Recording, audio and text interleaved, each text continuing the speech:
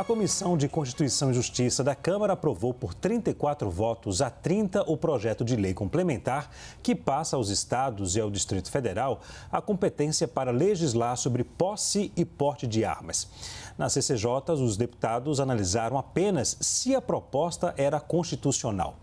Agora, o texto segue para uma comissão especial, onde os parlamentares poderão sugerir mudanças à redação original. Atualmente, a Polícia Federal é a responsável por conceder posse e porte de armas de fogo no país. Vamos ao debate. Caio, os estados devem legislar sobre armas? Olá, Leandro. Olá, Felipe. Saudações à nossa audiência. Olha, os estados, eles não devem, mas excepcionalmente eles podem. Vamos retomar aqui a notícia da CNN. Então, a CCJ, a Comissão de Constituição e Justiça, que avalia a constitucionalidade dos projetos lá da Câmara Federal, dá aval a projeto que autoriza estados a legislarem sobre posse, sobre o ter e sobre porte, sobre o carregar de armas de fogo. E, atualmente, como foi bem colocado, é a Polícia Federal a responsável por cuidar dessa regulamentação, dessa autorização, melhor dizer, em todo o território nacional. Eu vou ler aqui exatamente sobre o que dispõe o referido projeto de lei que passou na CCJ. Os estados e o Distrito Federal ficam autorizados a disporem de forma específica sobre a posse e o porte de armas de fogo para fins de defesa pessoal, práticas desportivas e de controle de espécies exóticas invasoras. Aqui uma referência aí à caça. 3 pontos importantes desse projeto. Primeiro, a lei local, a lei regional, ela sempre vai estar sujeita às assembleias, ou seja, ou a Assembleia Legislativa do Estado ou a Câmara Municipal. Segundo ponto, portanto, não se trata de uma questão que depende exclusivamente de decreto do Poder Executivo. Existe aí o check and balance, o freio contrapeso do Legislativo Regional. Também a autorização, ela não pode tratar de armas ou de munição que são proibidas por lei nacional. Isso realmente seria um absurdo, seria uma inconstitucionalidade. Outro ponto, essas autorizações, elas valem a pena para aquele território específico. Então, a legislação estadual trata apenas daquele estado e de cidadãos comprovadamente residentes nesses territórios. Bom, isso colocado, vamos aí à parte jurídica da questão, que eu de verdade eu não entendo por que tanta polêmica. Quando a gente pega a Constituição Federal, e é disso que esse é o exame que deve ser feito na CCJ, não um exame de mérito, sobre aquele projeto de lei, mas sobre a sua constitucionalidade, se ele fere a Constituição. O artigo 21, inciso 6, diz o seguinte: compete à União, certo? Portanto, ao Poder Executivo, autorizar e fiscalizar a produção e o comércio de material bélico, aí obviamente incluídas as armas de fogo. Aí vem o artigo 22 e, complementando, fala o seguinte: compete privativamente à União legislar, e essa ênfase é importante, legislar sobre. Eu peguei 3 incisos aqui, o inciso 1, o inciso 21 e o inciso 22. O inciso 1, sobre direito civil, direito penal e direito agrário, são aí campos do direito em que existe essa questão da defesa, da autodefesa, ela é muito importante. Depois, no 21, compete privativamente à União legislar sobre normas gerais de material bélico. E, finalmente, sobre a competência da Polícia Federal, esse é o inciso 22. Qual que é o detalhe? O parágrafo único desse artigo fala de forma cristalina, e aqui eu vou ler ipsis literis para o nosso espectador. Lei complementar poderá autorizar os estados a legislar sobre questões específicas das matérias relacionadas neste artigo. Portanto, ao especificar no artigo 22 que é competência privativa da União legislar sobre normas gerais de material bélico e depois, nesse parágrafo único, conceder essa autorização para os estados, a Constituição é muito clara sobre essa possibilidade. Tanto que esse foi um argumento da Advocacia Geral da União, do governo Lula, para tentar barrar algumas leis já em vigor em estados e municípios. Eu trago aqui para a nossa audiência uma matéria da Gazeta do Povo com o seguinte título: a AGU, Advocacia Geral da União, aciona a STF, Supremo Tribunal Federal, contra estados e municípios que facilitam, de alguma forma, acesso a armas de fogo. E aí fala que, lá em dezembro, né, a AGU protocolou 10 ações no STF contra esses estados e esses municípios que têm leis para facilitar o acesso às armas, né? A AGU argumenta que é competência da União, como nós vimos agora na Constituição Federal, legislar sobre o porte e a posse de armas no país. As ações foram assinadas pelo próprio Luiz Inácio Lula da Silva e pelo advogado-geral da União, o senhor Jorge Messias. Bom, qual que é o argumento central, né, dessa peça legislativa de autoria do próprio governo? O governo federal questionou leis de 7 estados e de 1 município e disse o seguinte, aspas, a AGU assinala nas ações que os estados só poderiam disciplinar o assunto caso lei complementar federal inexistente até o momento estabelecesse as regras gerais para que a regulamentação fosse feita. Portanto, num passado recentíssimo, dezembro de 2023, o próprio governo Lula reconhece a constitucionalidade de uma lei complementar federal que autorize os estados a legislar sobre essa matéria. Felipe, na sua avaliação, os estados devem legislar sobre arma? E obrigado pela presença, antes de tudo. Imagina, eu que agradeço pelo convite, Leandro, Caio, minhas saudações a vocês. É sempre um prazer estar aqui com vocês nesse debate, que é sempre de alto nível e sempre muito bem mediado, Leandro. Prazer. Para começar, a minha leitura sobre o artigo 22 é diferente da do Caio, embora eu reconheça que o Caio tem um saber jurídico bem superior ao meu, que não sou advogado. Por isso, eu conversei com alguns juristas durante o dia para poder, inclusive, falar sobre o assunto no programa anterior. E aí eu percebo que esses juristas, eles são unânimes em dizer que é inconstitucional e a tese que prevalece, segundo esses juristas, é a tese do federalismo concentrado, que é o que se baseia a Constituição brasileira, diferentemente da Constituição americana, que tem um federalismo descentralizado e permite essas legislações estaduais, e aí o Caio vai poder desenvolver isso muito melhor como jurista que é, depois na sua réplica. Mas o problema, Caio, não me parece ser nem de ordem constitucional, porque a Comissão de Constituição e Justiça, que é a comissão que deve deliberar sobre o que é constitucional ou não, esta é a função dela, deveria se ater especificamente a este fato. É constitucional ou não é? Você está citando o parágrafo único do artigo 22, mas vários dos juristas que eu consultei citam o próprio artigo 22 para dizer que é inconstitucional. Ok. Podemos ter uma dúvida sobre a arguição constitucional disso, que é o que deve fazer a Comissão de Constituição e Justiça. Mas não foi isso que ela fez. Quando a deputada Carolina de Tone assume a presidência, ela impõe a pauta pessoal dela a essa comissão. E ao impor essa pauta pessoal, ela infelizmente não está preocupada com a constitucionalidade do projeto, que deveria ser a sua preocupação máxima. E digo isso baseado nas próprias palavras dela antes de assumir, que iria pautar isso, gostassem ou não os deputados. Pautou, passou, vai a plenário? Pode ir, pode ser aprovado? Pode. Provavelmente vai ser um novo embate entre o Congresso e o STF. Um embate que, na minha opinião, é hipertrofiado por essas questões que acabam sendo muito mais políticas do que constitucionais. O que eu vi hoje era muito mais deputados, com todo o respeito e a vênia possível, Caio, fazendo vídeo para a internet. Não é assim que se discute a constitucionalidade de um projeto. E mais, se realmente fosse algo que interessasse aos deputados, talvez se propusesse uma PEC, alterasse a Constituição, já que há uma divergência entre juristas sobre a constitucionalidade ou não. Mas o fato é que, nesse meu primeiro ponto, eu queria ressaltar a falta de compromisso com a Constituição e o total descompromisso que acaba resultando em vídeos, pequenos vídeos de YouTube, entende, cara? E isso é revoltante que isso aconteça. A gente precisa de deputados sérios que discutam de forma séria a constitucionalidade do projeto. Esse é o primeiro ponto. Segundo ponto é que eu venho sempre assistindo a tentativa de impor uma ideologia, ou talvez eu não possa chamar de ideologia, mas uma prática parecida com o que acontece nos Estados Unidos, como se isso fosse uma norma de segurança. Então, quer dizer que estados armados, que a população armada é mais segura. Não, não é. não é mais segura, né? E basta citar um exemplo do trânsito brasileiro. Imagina uma discussão no trânsito que todos têm o direito à arma. Como é que vai acabar essa discussão? Eu estou usando um exemplo paradigmático porque o trânsito brasileiro é muito paradigmático da violência que é a sociedade brasileira, né? E quem tem essas armas sempre é quem tem um poder aquisitivo maior, é o acesso legal a essas armas.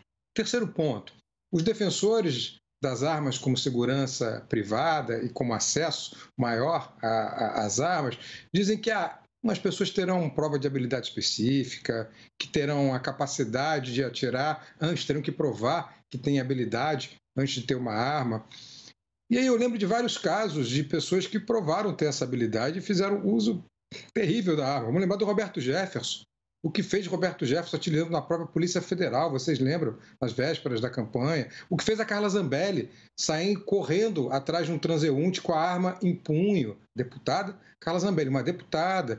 E um caso mais paradigmático talvez seja do próprio ex-presidente Bolsonaro, que quando foi assaltado, estava armado e teve a sua arma roubada pelo ladrão. Ou seja, aquele que estava mais habilitado, um capitão do Exército, treinado para usar essas armas e não conseguiu defender. E um último ponto que eu acho que vale muito a pena a gente destacar, Caio. Eu sou aqui do Rio de Janeiro. E o Rio de Janeiro, infelizmente, como você sabe, ele é dominado pelas narcomilícias. O território ele é dividido pelas narcomilícias. E qual é a diferença entre as narcomilícias e os traficantes? Né, entre o PCC ou o Comando Vermelho, é que as narcomilícias elas têm influência no Estado, elas têm um pé no Estado. Talvez aqui no Rio de Janeiro elas tenham os pés, as mãos e a cabeça, e esse é um grande problema, porque quando você tem agentes infiltrados no Estado, e o caso da família Brazão, acho que é o caso mais emblemático disso, né, os assassinos de Marielle, deputado federal, conselheiro do Tribunal do Estado. Então, ali são braços do poder público. E essas milícias são formadas por bombeiros, ou ex-bombeiros, policiais militares, policiais civis, gente que já está gabaritada a usar a arma ou que já usou a arma. E um comércio facilitado de arma vai induzir que essas milícias, esses profissionais da milícia, formem um verdadeiro exército treinando essas pessoas a partir da deliberação de que as armas são permitidas. Então, as armas não trazem mais segurança, pelo contrário, elas acabam ou fornecendo mais instrumentos para que as milícias, para que o narcotráfico se fortaleça, ou acabam também na mão de bandidos sendo roubadas. E pior, ou podem acabar, se estiver na casa de aquele que é chamado de cidadão de bem, que é um conceito que muitas vezes eu vejo deturpado, pode acabar na mão do filho desse cidadão de bem e se transformar numa chacina em escola, como a gente já viu diversas vezes nos Estados Unidos e, infelizmente, já viu aqui no Rio de Janeiro também, já vimos no Brasil. Portanto, o projeto é inconstitucional, segundo alguns juristas, e pior do que a inconstitucionalidade, para resumir, é a irresponsabilidade de deputados em não tratar o tema pela sua constitucionalidade ou não, mas pela visibilidade que eles terão nas redes sociais ao se posicionarem favoráveis ao tema. E pior ainda, é que esse tema acaba reproduzindo uma prática na sociedade de que haverá mais segurança com a liberalização das armas, um fato que comprovadamente não é verdadeiro. Caio, a medida, caso seja aprovada, pode provocar questionamento no Supremo Tribunal Federal? Em primeiro lugar, queria agradecer as palavras gentis aí do professor Pena. A recíproca é mais que verdadeira. Só fazer uma pequena nota de correção. Eu não tenho a honra de pertencer a essa categoria dos advogados. Eu sou um reles bacharel em Direito, mas um entusiasmado pela ciência jurídica. Mas com muito conhecimento na área, obrigado, então acho que merece o repito. Obrigado, professor. Mas então, obviamente vai ser questionado no STF e o entendimento que prevalece no STF, a julgar por uma jurisprudência análoga, né, é justamente o que foi colocado aqui pelo meu estimado debatedor, né, que é a tese do federalismo concentrado desbordando para além da literalidade da lei. Porque a lei é muito clara, e aqui me perdoem aí, fica até uma argumentação ad nauseam, né, repetindo aqui mais uma vez o que já foi lido, mas o parágrafo único do artigo 22 fala: lei complementar poderá autorizar os estados a legislar sobre questões das matérias relacionadas nesse artigo. No artigo está relacionado à questão de material bélico, de direito civil, de direito penal, de direito agrário e também questões de competência da Polícia Federal. Então tudo isso está vamos dizer assim, abarcado pela Constituição, certo? Então, pode haver uma divergência se você quiser reinterpretar o que está escrito à luz de teses, de doutrinas, né? Agora, isso não é uma interpretação legalista e não é também uma interpretação garantista.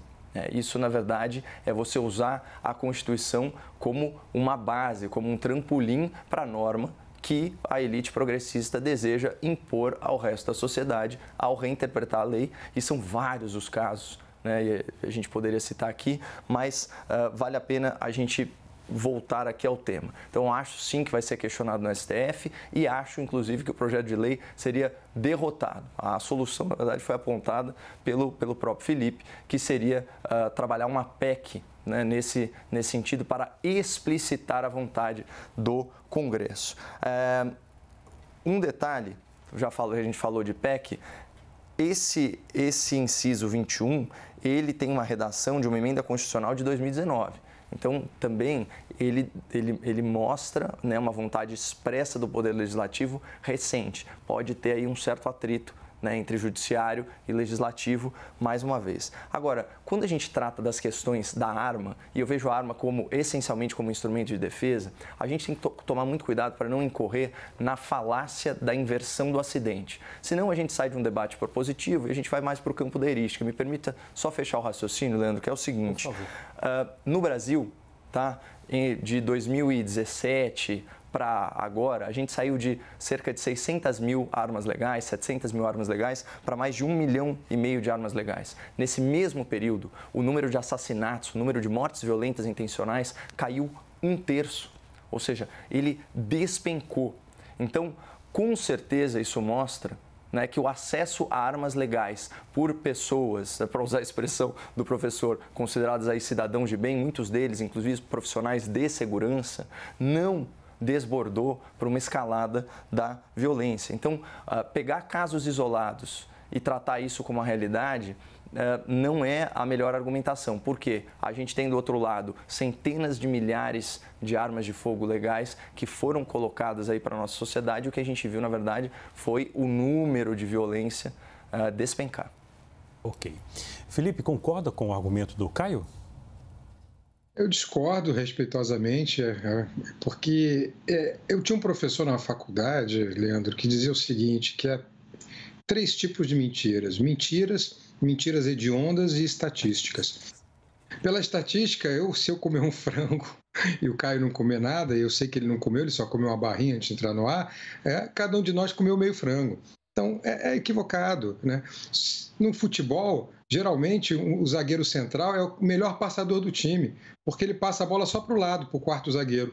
E aí o número 10, que é aquele que faz passes em profundidade, erra uma porção de passes, mas ele que dá os passes mais profundos, mais difíceis. E aí ele é considerado, pela estatística, o pior passador do time. Então, são as tais mentiras hediondas. E o Caio sabe que essa queda de homicídios não tem nada a ver com o aumento de armas, mas sim com uma pacificação, uma pseudo-pacificação de organizações criminosas como o PCC, Comando Vermelho e outros que entraram em acordo para diminuir o número de assassinatos. Foi isso que foi feito entre as organizações, entre as disputas territoriais, principalmente aqui no Rio de Janeiro, que aconteceu muito entre a disputa também com as milícias. Então, esses dados eles são equivocados. Esses são eles se enquadram no 3º tipo de mentira, as estatísticas, que são piores que as mentiras hediondas. Segundo ponto, no tema constitucional, se a gente tem a tese aprovada na Constituição pelo Constituinte de 88, Caio, com toda a vênia e todo o respeito ao teu conhecimento jurídico, do federalismo concentrado, se a gente faz com que a lei prevaleça nos estados, a gente vai contra a tese do federalismo concentrado, portanto, contra a tese central de uma Constituição inteira, e aí talvez não precise ser um jurista para entender a lógica disso. E um outro ponto é, de que maneira eu vou controlar que um estado diga sim e outro diga não à regulamentação? Ou seja, eu que estou aqui do Rio de Janeiro, então o Rio de Janeiro proíbe, continua como é a legislação atual, mas São Paulo não. São Paulo tem uma legislação específica que garante ao cidadão ter armas de fogo. Muito obviamente, organizações aqui no Rio de Janeiro vão se valer de cidadãos de São Paulo para passarem pelo território essas armas. E essas armas virão para o Rio de Janeiro, cuja lei será de proibição das armas. Então, é impossível fazer esse controle, já que não há fronteiras entre os estados. Então tem que prevalecer a tese do federalismo concentrado, que, aliás, se aplica muito bem no artigo 22 da Constituição, que você mesmo mencionou. Ainda que o inciso 21, como você diga, tenha essa redação dada de 2019, eu estou com ele aqui na minha frente. Se não prevalecesse o federalismo concentrado, se os constituintes não quisessem que ele prevalecesse, ele não estaria sendo debatido nesse momento. E essa é a tese principal que deve prevalecer no STF e, portanto, será derrubado o argumento que foi aprovado hoje na Comissão de Constituição e Justiça.